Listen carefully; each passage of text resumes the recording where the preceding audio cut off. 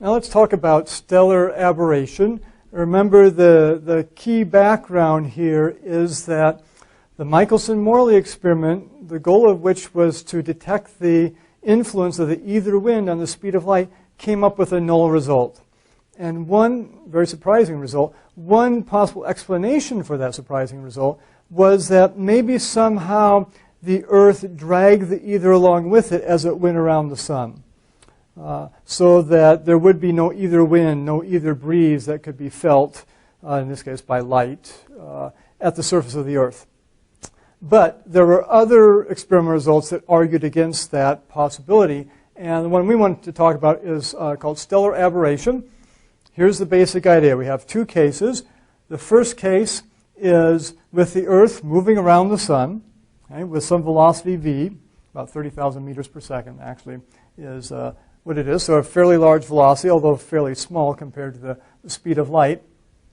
And let's say we have light from a star. So let's say we have a telescope at the North Pole or someplace up close there, and we're looking at maybe the polar star or some star in that vicinity. So light essentially is coming straight down here towards the Earth, while the Earth is revolving around the sun this way at the velocity v.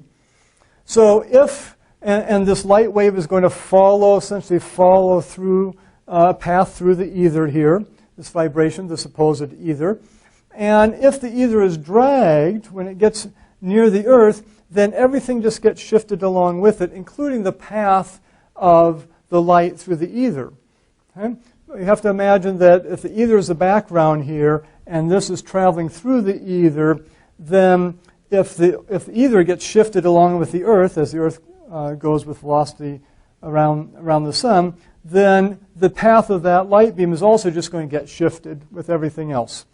So that in that case, as the telescope gets shifted with the velocity v, the Earth, of course, is going with velocity v, the telescope on the Earth, velocity v. If the ether also is going with velocity v, being dragged by the Earth somehow, then this light beam is going to have in this case, a rightward shift at velocity v, and will just fall straight down in the telescope. The telescope is here, it moves over here, but meanwhile, the whole ether is also shifted the path of the light beam, so it just matches up with the telescope, so that when it actually gets to the telescope here, it will just go straight down the telescope tube and hit the bottom.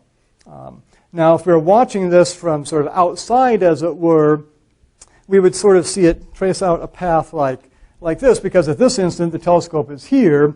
When the light actually gets down to here, of course, things get moved over here. So the actual path, if we were an outside observer from space, watching Earth go by and watching the starlight come down and then sort of get into the region of the moving ether, the path would be something like this, because this is where the telescope would end up over here at that point. But as far as observer on the Earth is concerned, since they're moving with the telescope, everything, the starlight just comes straight down and follows the moving ether, follows the moving Earth, and we don't have to do anything with the telescope. We just point at the star, and it works fine.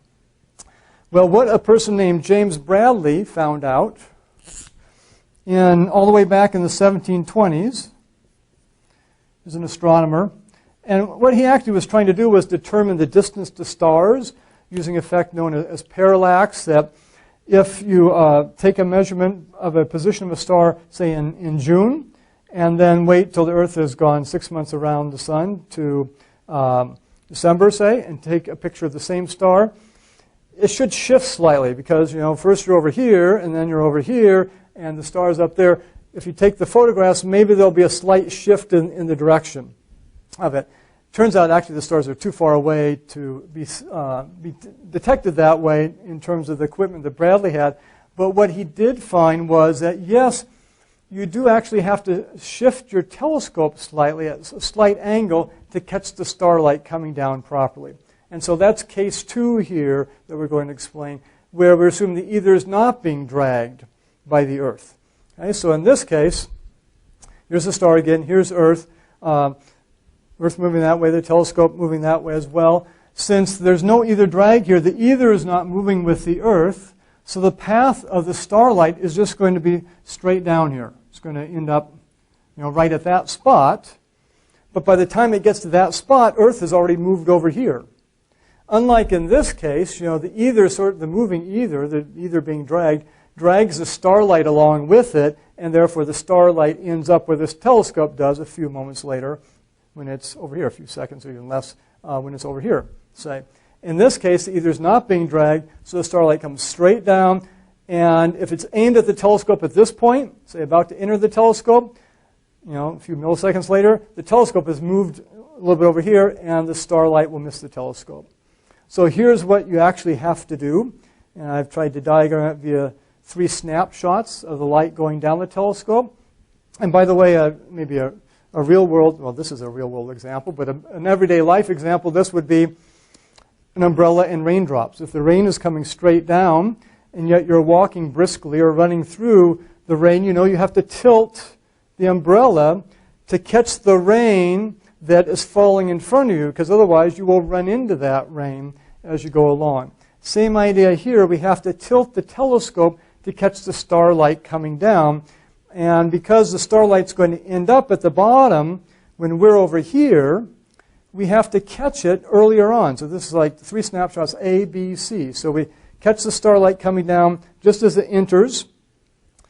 We'll say a second later. It's much quicker than that, of course. But a brief instant of time later, the light has come straight down. So it's going straight down. And it's going to end up, you see, this is where that starlight is going to end up, right there.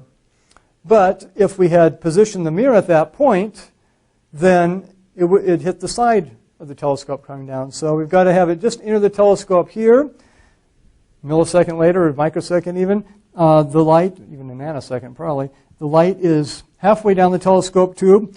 The mirror is coming over into this position, but not quite there yet, so it's moved a little bit.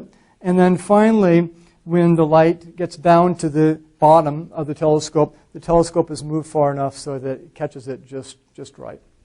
So again, sort of the umbrella and the raindrops idea. You've got to tilt the umbrella a little bit to catch the raindrops that are falling down in front of you. Same thing here. You have to tilt the telescope so it catches the light coming down just at the top of the telescope, and then as the telescope moves, it catches the light beam at the very end there, the bottom of the telescope.